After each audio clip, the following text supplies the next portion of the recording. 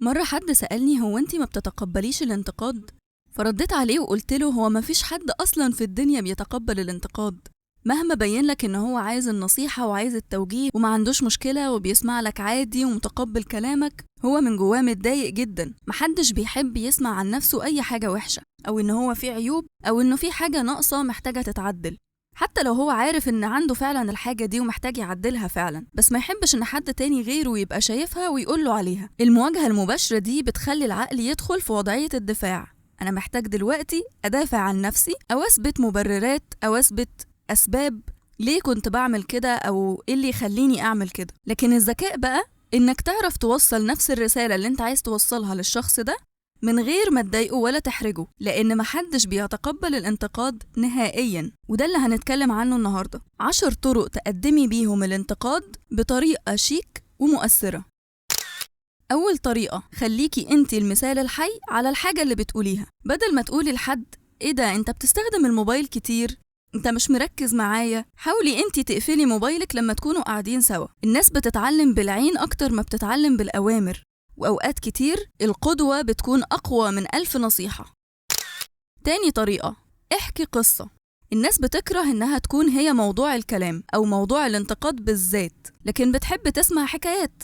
مثلا بدل ما تقولي لصاحبتك انتي شخصية عصبية والعصبية دي هتضرك في كذا كذا كذا، احكي لها عن شخص انتي تعرفيه أو شفتيه في حياتك قبل كده خسر شغله مثلا أو علاقاته بسبب العصبية، وخليها هي اللي تطلع العبرة بنفسها. انتي مش بتحكي لها علشان تقولي لها بصي اتعظي، لا، انتي بتحكي لها عادي من بين الكلام، وهي لوحدها هتلقط ده، لأن الاستنتاج لما يطلع من دماغها هي بيثبت معاها أكتر وبيأثر فيها أكتر. تالت طريقة، خلي يبقى فيه كود ما بينك وما بين الشخص اللي انتي عايزة تتواصلي معاه.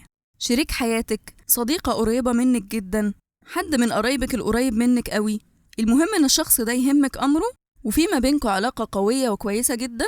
لازم يكون في ما بينكوا كود معين انتوا الاتنين بس اللي فاهمينه، عشان لما تحصل اي حاجة تقدروا تتواصلوا مع بعض بالكود ده. طب يعني ايه؟ يعني مثلا بصة معينة تفهم الطرف التاني ان اللي قاله ده مثلا زعل حد، خبطة على ايديها مثلا بطريقة معينة علشان تفهم ان هي المفروض تعمل حاجة معينة هي لسه ما عملتهاش او ما خدتش بالها منها، او مثلا ايموجي معين على واتساب نبعته في وقت الموقف علشان نفهم بعض ونتواصل مع بعض احسن، أو أي كلمة سر أو أي كود ما بينكوا، أي طريقة تواصل انتوا بس اللي فاهمينها ومتفقين عليها، عشان في المواقف اللي بتكون قدام الناس نبدأ نتواصل مع بعض بشكل ما يحرجش أي حد فينا. فلو حد ابتدى مثلا صوته يعلى ما ياخدش باله إن هو المفروض يعمل تصرف معين أو عمل تصرف معين ضايق بيه حد، فالتاني يلحقه من غير إحراج ومن غير خناقة قدام الناس ومن غير أي انتقادات أو خناقات لما نروح ولا أي حاجة من كل القصص دي. رابع طريقة، إنك تكتبي بوست. أنا عندي تجارب كتير في موضوع البوستات ده، على قد ما هو يبان إن هو حاجة عبيطة قوي، بس على قد ما هو فعلا بيكون مؤثر. سواء انتي بتعملي شير مثلا لحد كاتب حاجة عن الموضوع اللي انتي عايزة توصليه، أو انتي اللي تكتبي الكلام ده. يعني مثلا موقف حصل في الشغل ما بين مديرك وما بين حد تاني، والحد التاني ده اتضايق جدا، بس انتي عمرك ما هتقدري تروحي لمديرك وتقولي له على فكرة انت عملت التصرف ده بشكل غلط او ما كانش المفروض تقول كده، اكيد مش هتعملي كده. بس في نفس الوقت انت عايزة تساعدي الشخص اللي اتضايق ده ان مشكلته تتحل، وان كمان لما الايام تعدي انت كمان ما تتحطيش في نفس الموقف ده. فمثلا كتبتي بوست او شيرتي بوست بيتكلم عن الادارة الناجحة، الادارة الذكية، ازاي المدير يستوعب او يهندل الموظفين اللي عنده.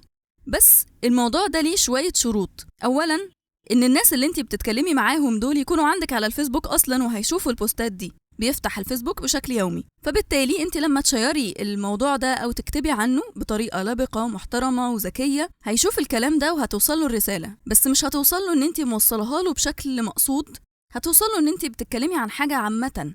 معظم الناس هتاخد الكلام ده انه ايه ده، طب ما صح عندها حق، طب خليني اخد بالي اكتر من اللي انا كنت بعمله ده، وبس. يبقى انت ساعتها وصلتي الرسالة اللي انت عايزة توصليها من غير إحراج، من غير مواجهة مباشرة، من غير ما تزعلي حد.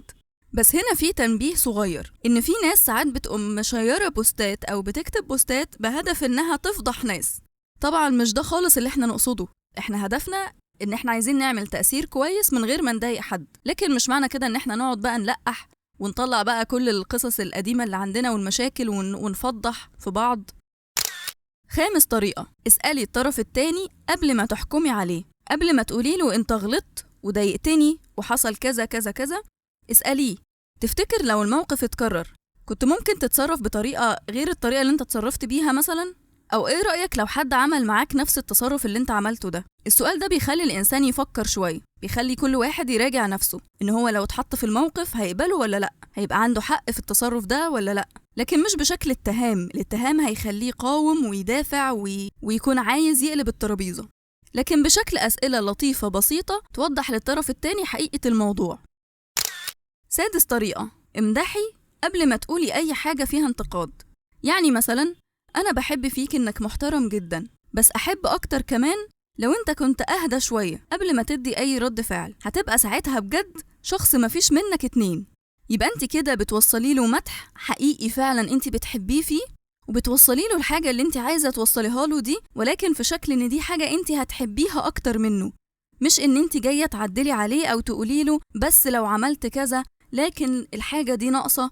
لأ، أنا حابة إنك تعمل كذا لأن ده هيحببني فيك أكتر وهيقوي علاقتنا أكتر.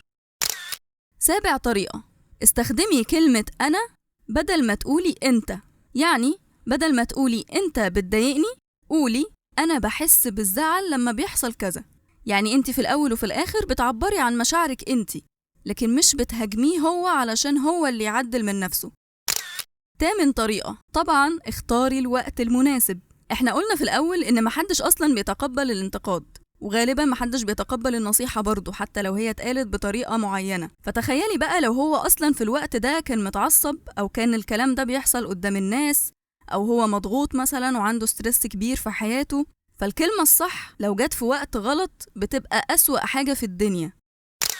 تاسع طريقة، خلي الشخص هو اللي يطلب رأيك وحكمك انت. يعني قبل ما تقولي أي تعليقات أو أي تعديلات عليه اسأليه الأول تحب أقولك رأيي؟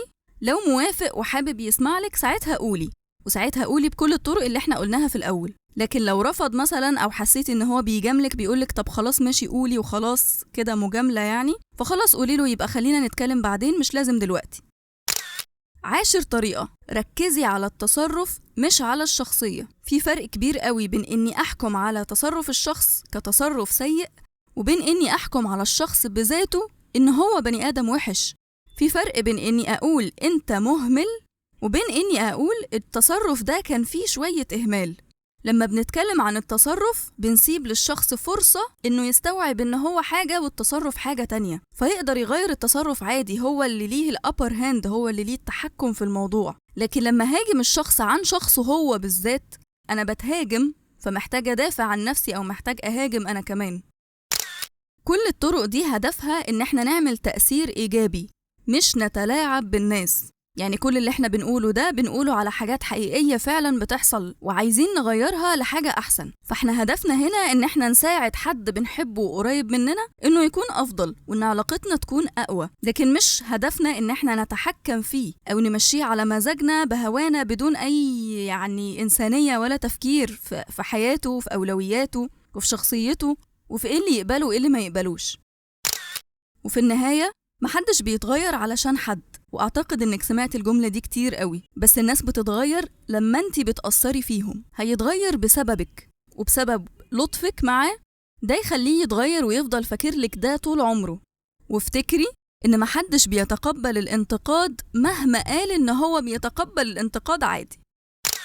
قوليلي في الكومنتات ايه اكتر طريقة عجبتك وحبيتي انك تعمليها او كنتي بتعمليها اصلا، ولو عندك طريقة ذكية بتستخدميها مع الناس القريبين منك علشان توجهي لهم مثلا نصيحة او انتقاد او تغيير او تأثير ايجابي، شاركيها معانا برضو في الكومنتات. هتساعدينا كلنا نفكر بطريقة احسن ونتصرف بطريقة احسن. وسلام.